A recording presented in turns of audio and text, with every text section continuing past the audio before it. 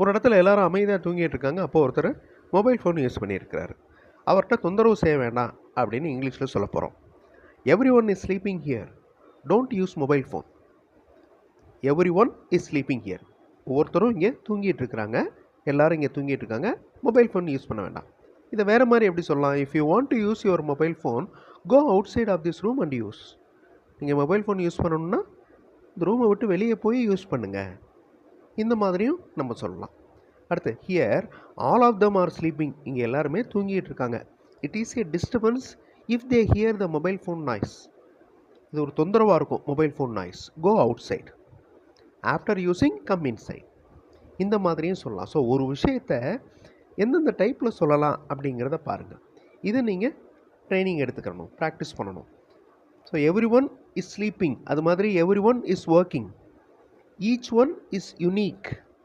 இந்த each one, every one இந்த மாதிரி வந்துச்சுன்னா அதை ஃபாலோ பண்ணி சிங்குலர் வேர்பு தான் வரணும். இஸ் வந்திருக்கு பாருங்களேன். Each one of us is equal. நாம் ஒவ்வொருவரும் சமமாக இருக்கிறோம். ஓகே. அதே மாதிரி டோன்ட் யூஸ் மொபைல் ஃபோன். இதே மாதிரி டோன்ட் டாக் லவுட்லி, சத்தமாக பேச வேண்டாம். டோன்ட் திங்க் அபவுட் இட், இதை பற்றி நினைக்க வேண்டாம். இதே மாதிரி வாக்கியங்கள் ஃப்ரேம் பண்ணி ப்ராக்டிஸ் பண்ணணும். ஓகே. அதே மாதிரி டோன்ட் வேஸ்ட் யுவர் டைம், உன்னோட நேரத்தை வேஸ்ட் ஆக்க வேண்டாம்.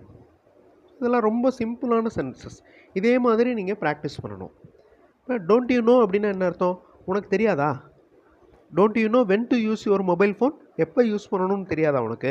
டோன்ட் தே நோ, அவங்களுக்கு தெரியாதா? டசன் ஹீ நோ, அவருக்கு தெரியாதா?